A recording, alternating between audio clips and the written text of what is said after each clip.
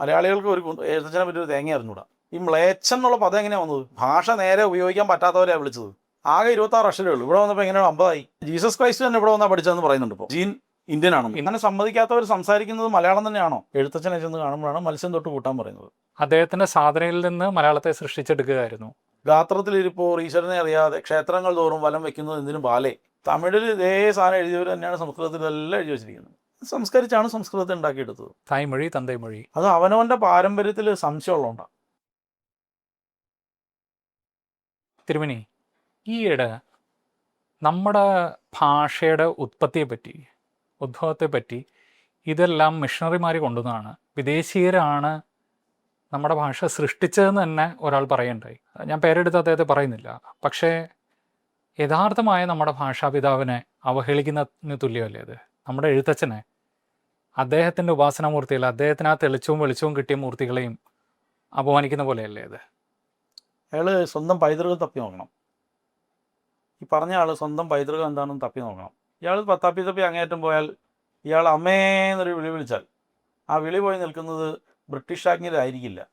കാട്ടിലുള്ള ഏതെങ്കിലും ഗോത്രദേവതയായിട്ടുള്ള കൊറ്റവയെ പോയി നിൽക്കും. അത്രേ ഉള്ളൂ.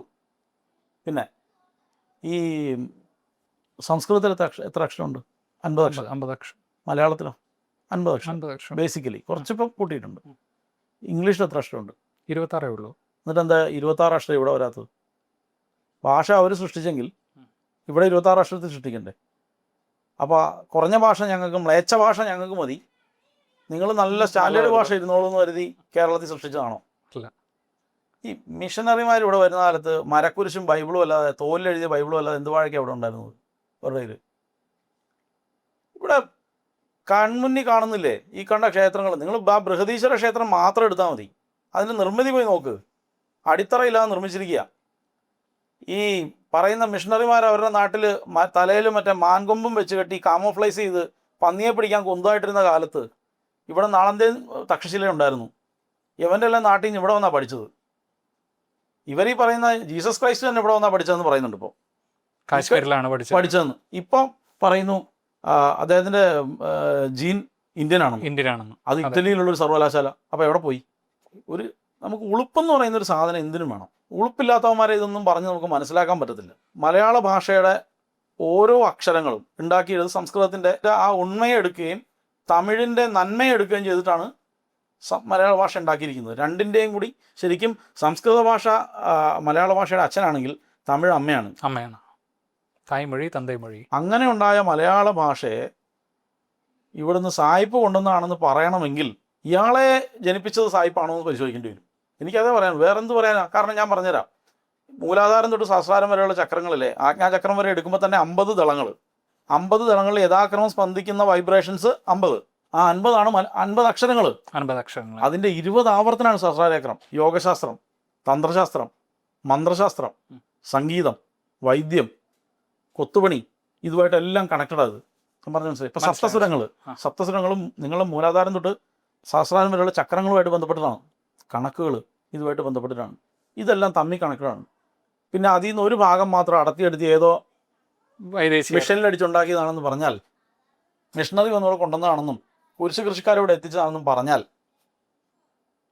സ്വയം ഒരു കല്ലെടുത്ത് കഴുത്തി കെട്ടിയിട്ട് ആ വെണ്ടുരുത്തി പാലത്തിൻ്റെ മുകളിൽ നിർത്തി ചാടാ, അങ്ങനെയല്ലേ പറയാൻ പറ്റുള്ളൂ. അത്രേ ഉള്ളൂ. അല്ലാതെ അതിനപ്പുറത്തേക്ക് ഈ വിഷയത്തിൽ എന്തെങ്കിലും പറയാം? നമ്മുടെ നാട്ടിൽ അദ്ദേഹത്തിൻ്റെ വെറും ഒരു ശില, ഒരു പ്രതിമ വയ്ക്കാൻ പോലും സമ്മതിക്കാത്ത നാടാണ് നമ്മുടെ. അല്ല, അങ്ങനെ സമ്മതിക്കാത്തവർ സംസാരിക്കുന്നത് മലയാളം തന്നെയാണോ? അതെ, ഒരു ചോദ്യമാണ്. പയം, മയ, മുയുവൻ, ഈ മ്ലേച്ഛൻ എന്നുള്ള പദം എങ്ങനെയാണ് വന്നത്? ഭാഷ നേരെ ഉപയോഗിക്കാൻ പറ്റാത്തവരെയാണ് വിളിച്ചത്.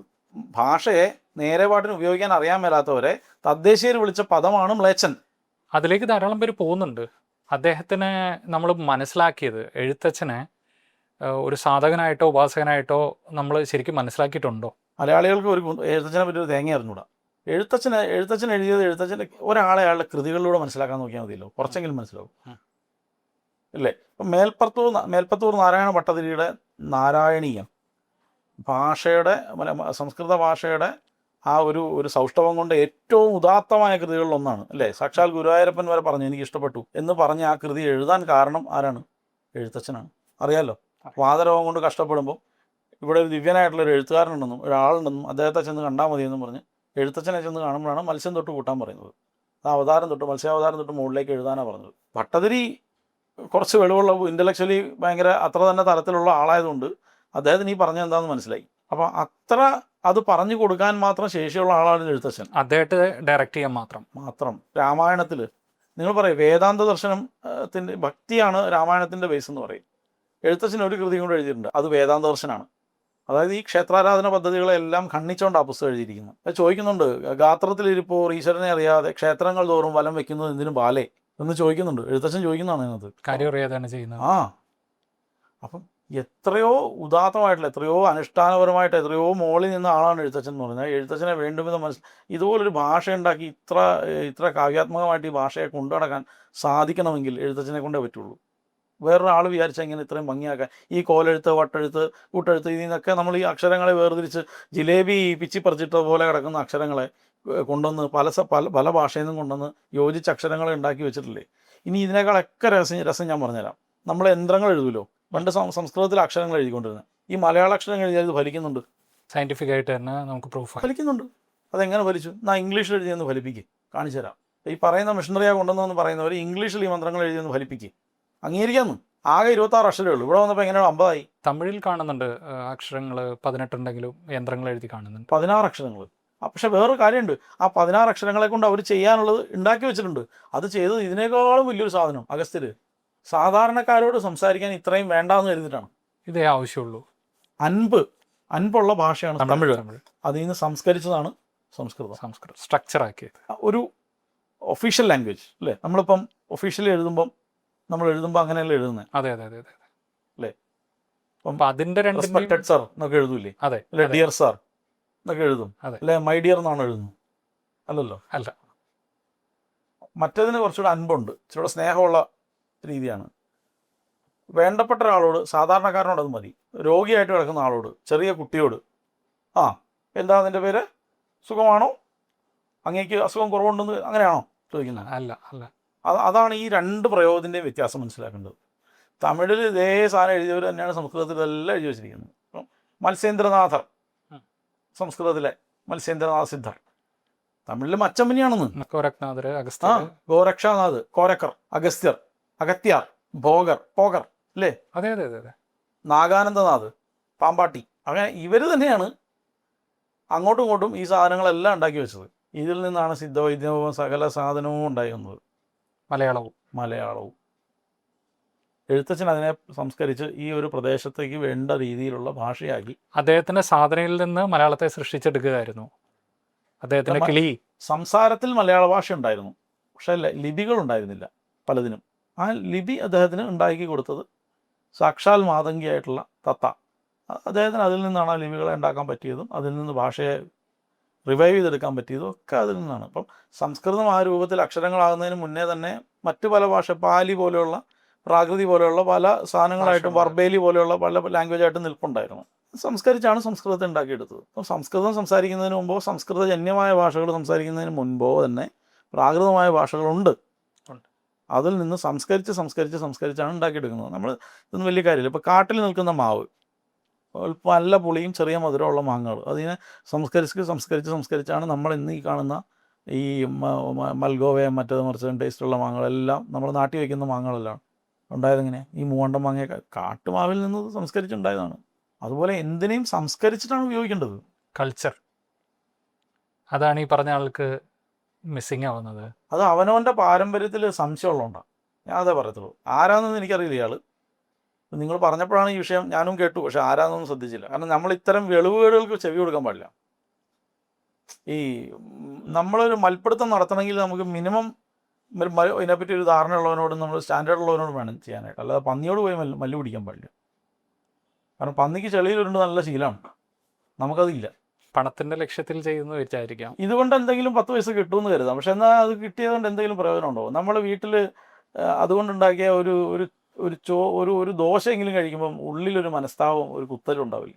അവനവൻ്റെ ഈ ഭക്ഷണത്തിൽ നിന്നുണ്ടായ രേതസ്സിൽ, ആ രേതസ് അണ്ടവുമായിട്ട് ചേർന്നുണ്ടായ കുട്ടി, ആ കുട്ടിക്ക് ഈ പ്രൊഡക്ടിവിറ്റി ദോഷം ഉണ്ടാവില്ലേ? ഉണ്ടാവും. സ്വന്തം പൈതൃകത്തിലും വിശ്വാസമില്ലാതെയാവും. ഉണ്ടാവില്ലേ? പകരുകയാണല്ലോ. ഉണ്ടാവും. അപ്പോൾ എന്തിനാണ് വെറുതെ ഈ ആവശ്യമില്ലാത്ത കാര്യങ്ങളിലൊക്കെ ചെയ്യുന്നത്? എന്ത് കാര്യം? ഇതുകൊണ്ട് എന്ത് പ്രയോജനം കിട്ടാനാണ്?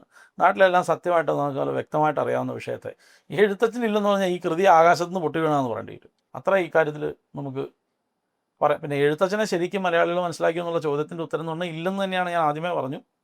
നിങ്ങൾ രാമായണം എടുത്ത് പരിശോധിച്ചാൽ ക്രിയായോഗ അതിൽ ക്രിയാമാർഗോപദേശത്തെ പറ്റിയിട്ടൊക്കെ രാമൻ പറഞ്ഞു കൊടുക്കുന്നൊക്കെ ഉണ്ട്. രാമൻ്റെ വാക്കുകളെന്ന് എഴുത്തച്ഛൻ്റെ വാക്കുകളാണല്ലോ. എഴുത്തച്ഛൻ രാമൻ്റെ രൂപത്തിൽ പറഞ്ഞു കൊടുക്കുകയാണ്. രാമൻ പറഞ്ഞത് എഴുത്തച്ഛൻ നന്നായി പറഞ്ഞു കൊടുക്കുകയാണ് കുറച്ചുകൂടി. നോക്കുക, അനുഷ്ഠാനപരമായ എല്ലാ രഹസ്യങ്ങളും ഉണ്ട് അതിനകത്ത്. രാമായണത്തിൽ അദ്ദേഹത്തിൻ്റെ കൃതികളിലൂടെ പിന്നെ കിളിപ്പാട്ടിൽ തന്നെ ഉണ്ടെന്നേ. ആദ്യത്തെ ഹൃദയം സംസ്കൃതത്തിലെ ആദ്യത്തെ ഹൃദയം വലിക്കുന്ന പോലെ മലയാളത്തിലും വലിക്കും. എന്തുകൊണ്ടാണ് വലിക്കുന്നത്? അക്ഷരങ്ങളുടെ ബലമാണ്. ബലമുണ്ട്. അതിനെന്താണോ ബലം അത് തന്നെ ഇവിടെയും ചോരാതെ വന്നിട്ടുണ്ട്. പഴയ നമ്മുടെ സാധകർക്ക് ഏത് എനർജിയിലേക്ക് എഴുത്തച്ഛൻ്റെ പുസ്തകം ചിന്താരത്നം ചിന്താരത്നം വേദാന്ത കൃതി വായിച്ചു നോക്ക്. ചിന്താരത്നം വായിച്ചു നോക്കിയിട്ട് നിങ്ങൾ രാമായണവും ചിന്താരത്നമായിട്ട് കമ്പയർ ചെയ്താൽ അദ്ദേഹം തന്നെയാണോ ഇത് എഴുതിയതെന്ന് സംശയം തോന്നും. അത് ഭക്തിയുടെ രസത്തിൽ ആറാടിക്കൊണ്ട് എഴുതിയ രാമായണവും വേദാന്തത്തിൻ്റെ ഉച്ചസ്ഥായിയിൽ നിന്ന് എഴുതിയ ചിന്താരത്നവും രണ്ടും എഴുത്തച്ഛൻ എഴുതുക. പരിശോധിച്ച് നോക്കണം. ആ ചിന്താരത്നം അധികം പേര് വായിച്ചിട്ടുണ്ടാകാൻ സാധ്യതയില്ല. അപൂർവ ആൾക്കാരെ കേട്ട് കാണാൻ വഴിയുള്ളൂ. പെട്ടെന്ന് എന്നും മിക്കവാറും നമ്മൾ ആ പേര് പ്രയോഗിക്കുന്ന. അപ്പോൾ നമ്മൾ മലയാളമായാലും സംസ്കൃതമായാലും സാധകരായ നമ്മുടെ ഋഷിമാർ അതെവിടെ പ്രകൃതിയിലെ എവിടേക്കോ ബന്ധിപ്പിക്കേണ്ടത് ബന്ധിപ്പിച്ചുണ്ടാക്കിയതാണ് നമ്മുടെ പൈതൃകമായ ഭാഷ. ബന്ധിപ്പിച്ചുണ്ടാക്കിയെന്നല്ല, പ്രകൃതിയിൽ നിന്നിരുന്ന ശബ്ദങ്ങളെയാണ് സ്വീകരിച്ച് അക്ഷരങ്ങളാക്കിയിരിക്കുന്നത്. അക്ഷരങ്ങളാക്കി ആ അക്ഷരം പ്രകൃതിയിൽ അതുണ്ടെങ്കിൽ നമ്മൾ ഇവിടെയുണ്ട്. ബ്രഹ്മാണ്ടം തന്നെയാണല്ലോ പിണ്ടാണ്ടം. അതെ. അപ്പോൾ അത് ഇവിടെ ഇല്ലേ? അപ്പോൾ അതിനെ സംശയിക്കുന്നത് അവനവൻ്റെ പൈതൃകത്തെ തന്നെ സംശയിക്കുകയല്ലേ? അതെ, 100%. സ്വയം ആലോചിക്കുക. ചെയ്യാതിരിക്കട്ടെ ആൾക്കാരത്. ശരി.